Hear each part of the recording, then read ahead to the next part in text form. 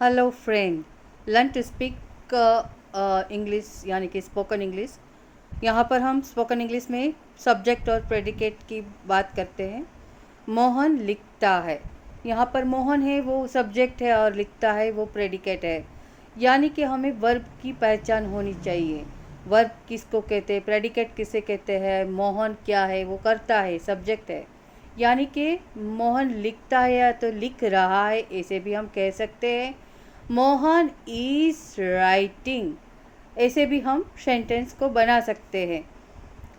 तो यहाँ पर सब्जेक्ट यानी कि कर्ता कौन है, उसकी पहचान सेंटेंस बनाने से पहले हमें होनी चाहिए। तो मोहन करता है यानी मोहन पहले आएगा, लिख रहा है या तो लिखता है तो इज राइटिंग प्रेडिकेट बाद में आएगा। घड़ी समय बताती है या फिर हम यह भी कह सकते हैं घड़ी समय कहती है। तो घड़ी समय बताती भी है तो घड़ी यानी कि अ क्लॉक इज बताती है यानी कि watching, that's are any other words. तो क्लॉक समय कहती भी है, द क्लॉक टेल्स यानी कि वो प्रेडिकेट है तो tells time. Okay, tells time यानी कि घड़ी हमें समय बताती है तो वो the clock watches the time, ऐसे भी हम कह सकते हैं। आगे देखते हैं कि करण गा रहा है। करण गा रहा है, इसका मतलब है कि करण अभी गा रहा है। तो वहाँ का सब्जेक्ट क्या है, करण वो सब्जेक्ट है, गा रहा है वो प्रेडिकेट है। यानी कि करण पहले आएगा राइटिंग करने, सेंटेंस बनाने से पहले ही। तो Karan is singing, Karan is singing, इस तरह से हम सेंटेंस बनाते हैं।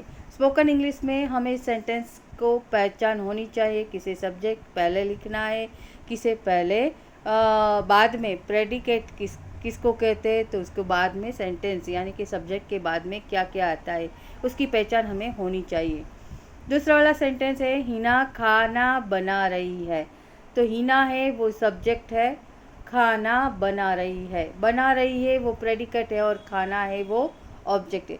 यानी कि यहाँ पर हिना इज़ कुकिंग फूड, ऐसे भी हम लिख सकते हैं। यानी कि अनदर जो भी आता है वो सब्जेक्ट और प्रेडिकेट के बाद आता है। अब हम स्पोकन इंग्लिश लर्न में क्रियापद यानी कि वर्ब के बारे में भी हमें पहचान करनी पड़ेगी। टू बी का जो रूप है, जो जिसे हम ये भी कह सकते हैं, टू बी का रूप जिसे होना यानी कि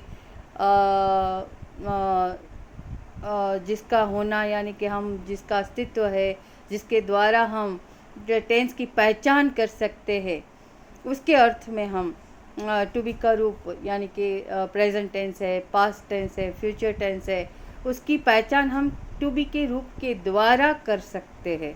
कैसे, प्रेजेंट टेंस है तो उसमें एम, इज़ और आर के द्वारा जो सेंटेंस में हम लिखते हैं तो उसके द्वारा हम बता सकते हैं कि ये सेंटेंस प्रेजेंट टेंस का है।